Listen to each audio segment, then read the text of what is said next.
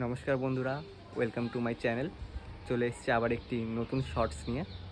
তো আজকে তোমাদের সাথে শেয়ার করব যে সাজগুলো কমপ্লিট হয়ে যাওয়ার পরে আমরা কী করে সাজগুলোকে প্যাকিং করি।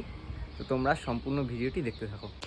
প্রথমেই একটা কাগজ নিয়ে প্যাকেটের মধ্যে ভরে নিলাম, তারপরে যে খোপা বাগান সেটাকে দিয়ে দেব, তার উপর দিয়ে দেব মুকুটটা, যাতে করে মুকুটের গেট আপটা বোঝা যায় ভালো করে, কেন কি মুকুটটাই হচ্ছে গিয়ে মেইন। এটা দেখেই কিন্তু কাস্টমাররা সাজ কেনে। তো তারপর চুড়ি, আমলেট এবং কানের যাবতীয় যেগুলো আছে সেগুলো দিয়ে দেব।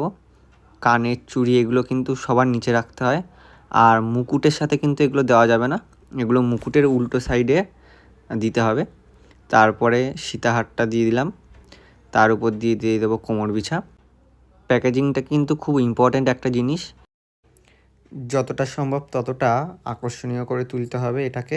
তারপর প্যাকেটের মুখগুলোকে বন্ধ করতে হবে। এক্ষেত্রে আপনার স্ট্যাপলার বা আগুন যেটা খুশি সেটাই ব্যবহার করতে পারেন। তারপর কিন্তু স্টিকারের উপর আমি নাম্বারটা লিখে নেব, যেহেতু এটা 8 আঙ্গুলের সাজ তাই 8 লিখেছি। এরপর একে একে সাজগুলির উপরে কিন্তু লাগিয়ে দেবো স্টিকারগুলো। আর এর পরের কোনো ভিডিওতে আমি দেখাবো যে আপনারা কী করে বুঝবেন কোনটা কয় আঙ্গুলের সাজ। ব্যাস, আমার প্যাকেজিং কমপ্লিট।